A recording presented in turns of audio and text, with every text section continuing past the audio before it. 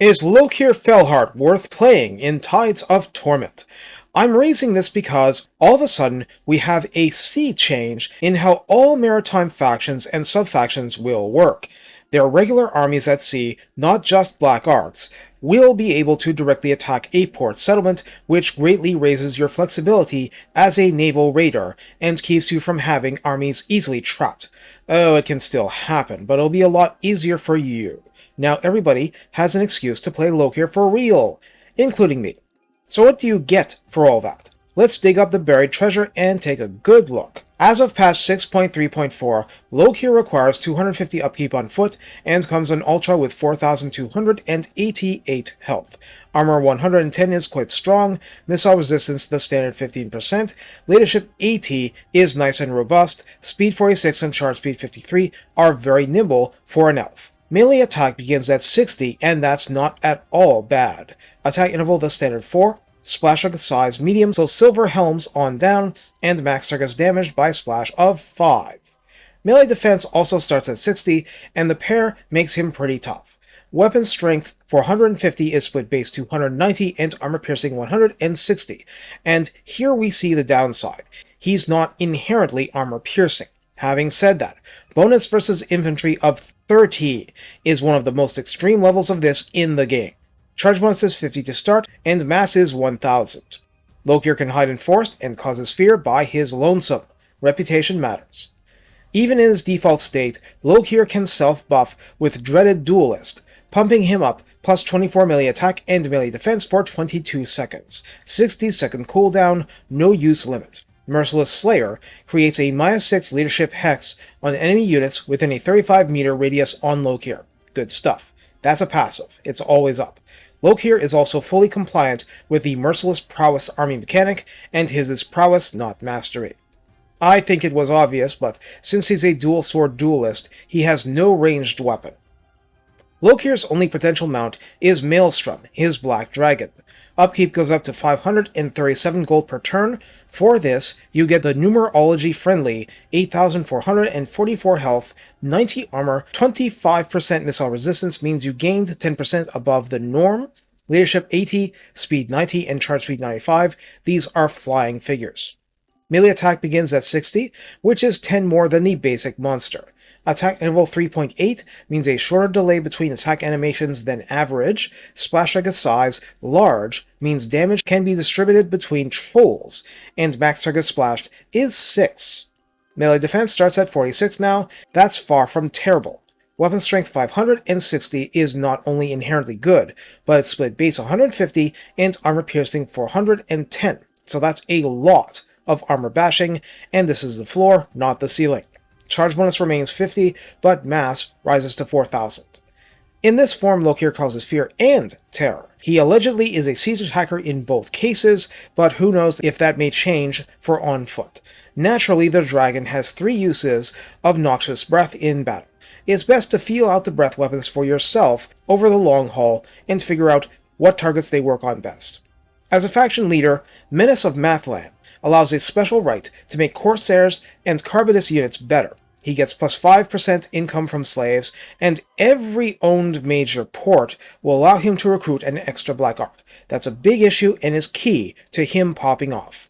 As a general, Kraken Lord enables -50% upkeep for all Black Arc Corsair units, grants causes fear to the same, and his army, not his faction, his army is immune to high seas, reef, and storm attrition.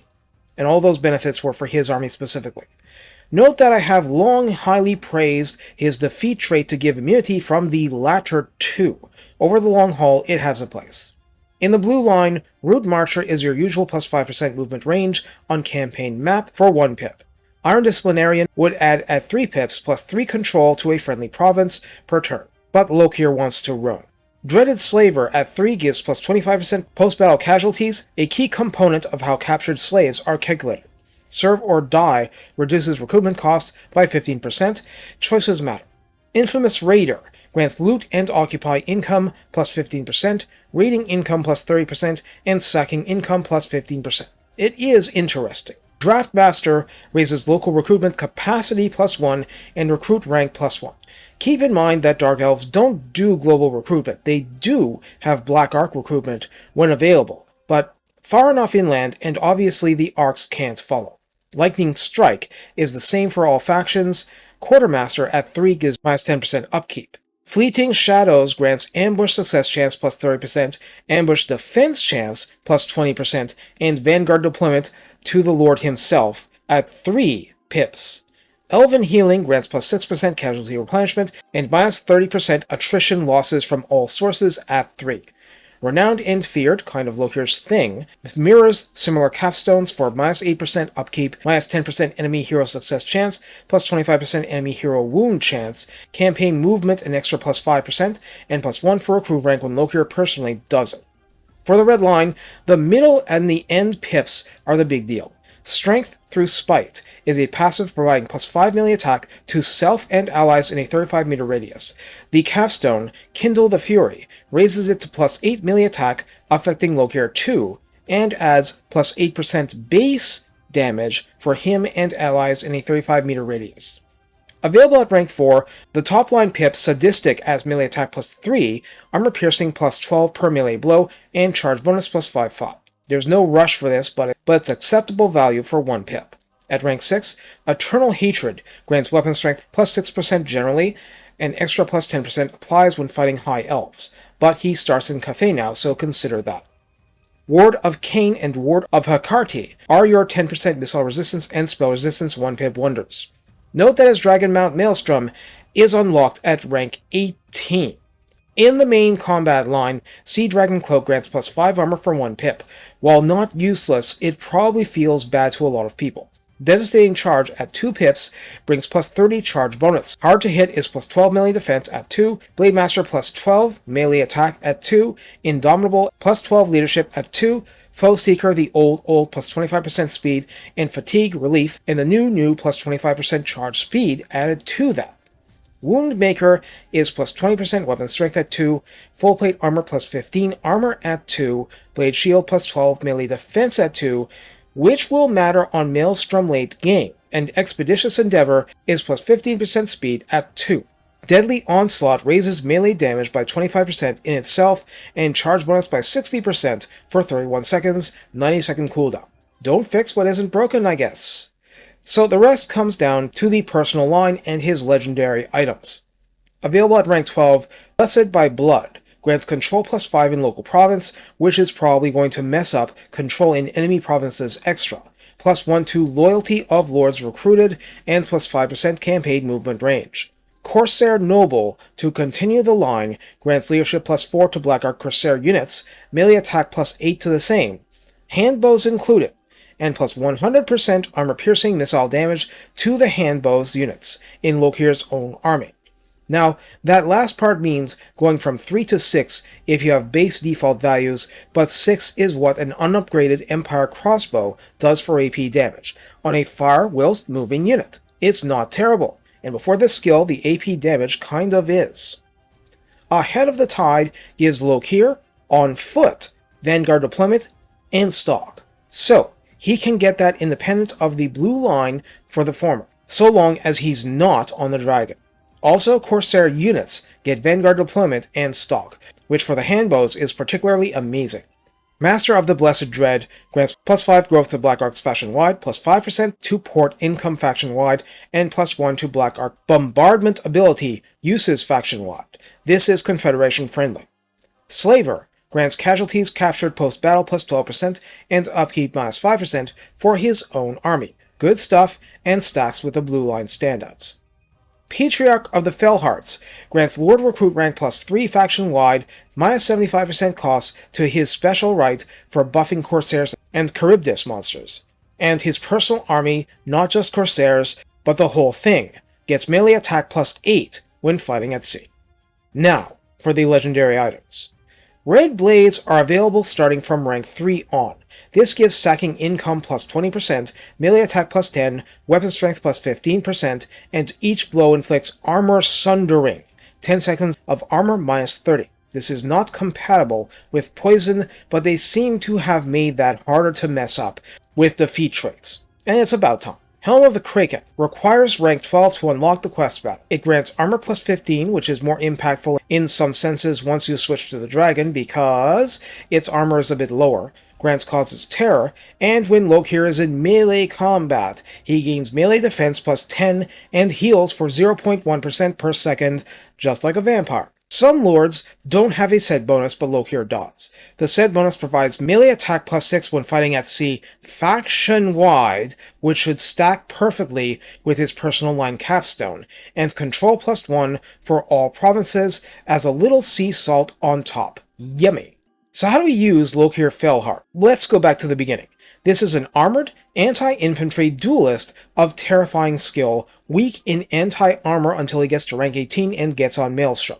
Even then, you can be sneakier and have him on foot. He's otherwise an old-fashioned, fairly straightforward melee lord, as in, other than having a gargantuan bonus versus infantry, if you put him against 1,000 clan rats with shields, it'll take him a while, but he'll definitely win, and it won't look close. So how do you deal with the weakness against armor? Put otherwise, how do you stop Nakai from smashing his helmet in?